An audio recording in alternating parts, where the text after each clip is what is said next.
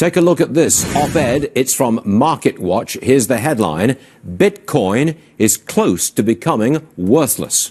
The article was written by Ayatollah Sarin, finance professor at Santa Clara University, who joins us now. Sir, make your case, please. Thanks, Stuart. Stuart, there is actually a fundamental reason for that and a technical reason for it. Fundamentally, Bitcoin has not lived up to its hype.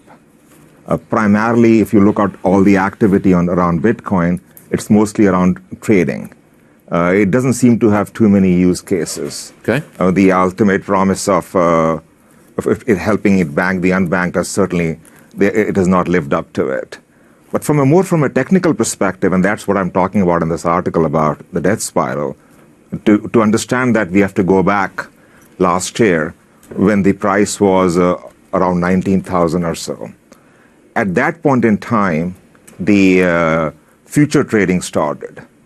And what you could do essentially was you could mine Bitcoin at around 5,000 while you could sell it in the futures market around 19,000. And that clearly attracted a lot of arbitrageurs who got involved with the mining activities and were guaranteed an arbitrage profit. As more and more entered into the market, what happened was that the price of Bitcoin declined and it came around where it should have been, which is sort of the cost of mining plus a modest profit. But now the prices are falling. And then actually all the miners are in a position whereby they'll end up making negative profits. So it costs more to mine this thing. I'm not quite sure what is meant by this, but it costs more to mine it than to actually buy it and own it? Is that what's going on? That's exactly right. And you nailed it on the head, essentially. That's exactly the crux of the argument. And that's not sustainable. There is a self-correcting mechanism in the algorithm whereby if the price goes down and miners exit, the cost of mining decreases, so the miners can continue to make profit. And but it's not instantaneous, and there is a lag.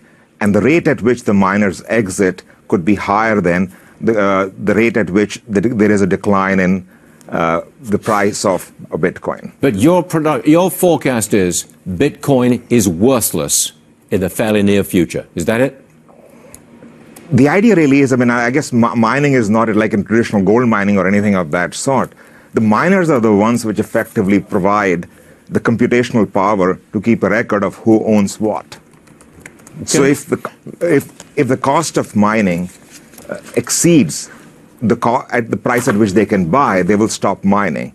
And if they stop mining, consequently, there will be no computing power provided to effectively maintain a ledger of who owns Bitcoin, and no transaction would be possible. And if there is no transaction happening and there is no record of who owns what, then all you have is a set of numbers.